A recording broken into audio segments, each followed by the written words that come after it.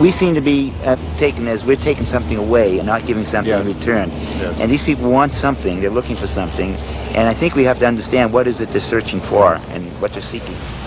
Ray has an insider's perspective on these questions. He once worked as a professional palm reader. On a recent visit to Florida, he allowed me to observe while he gave readings to 2 volunteers.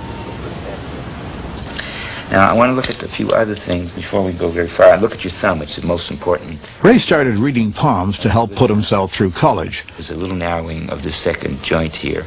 That's tact. That suggests tactfulness.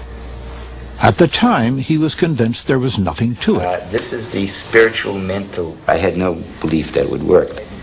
But to be convincing, I did read the books and I did study the lines the way and told it as it's supposed to be told. And to my surprise, it worked.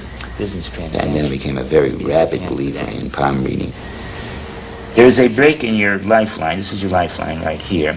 So you've had some physical problems. You still may have some problems here, some medical problems of some sort. He was right about that I had some health problems. Is there anything there about my mother? About your mother. The one thing, the thing that's clear is that right from the beginning, you didn't want to be dominated by her. You wanted to make up your own mind about what your life is going to be like and so on. I have been very headstrong when it comes to my mother. She has kind of tried to dominate me sometimes, and I've rebelled against it. At the same time, you wanted to be on your own terms and stuff like that. He was pretty right on the money with a lot of things. Maybe he's got some part to himself that others are not in touch with, and he knows these things. Concerned about the relationship between your mother and yourself. As a palm reader, Ray was quite successful. I was saying... Then a college friend bet him that he would do just as well if he told his subjects the opposite of what he read in their palms. He decided to give it a try.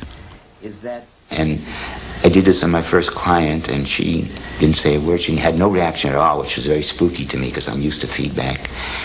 I thought it was because I bombed, but it turned out because she was so stunned I was so accurate. And this was really a shock to me because I had done everything wrong. So I did it the next client wrong. And then I realized it doesn't make any difference what you tell them. It's more what you convince them, how good you are, and what you get them to believe. As a professional psychologist, Ray is very much aware of the role that careful observation can play in a reading.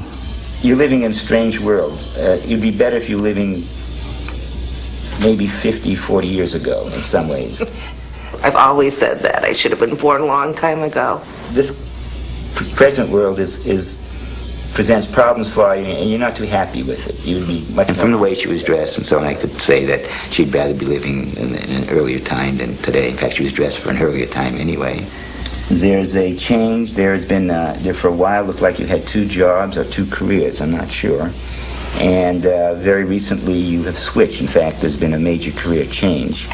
I've been in the same career for 6 years.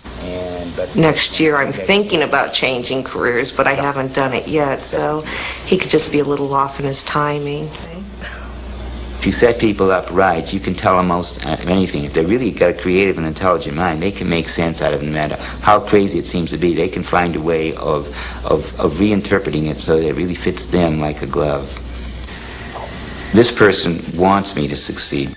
I should work out some accommodation.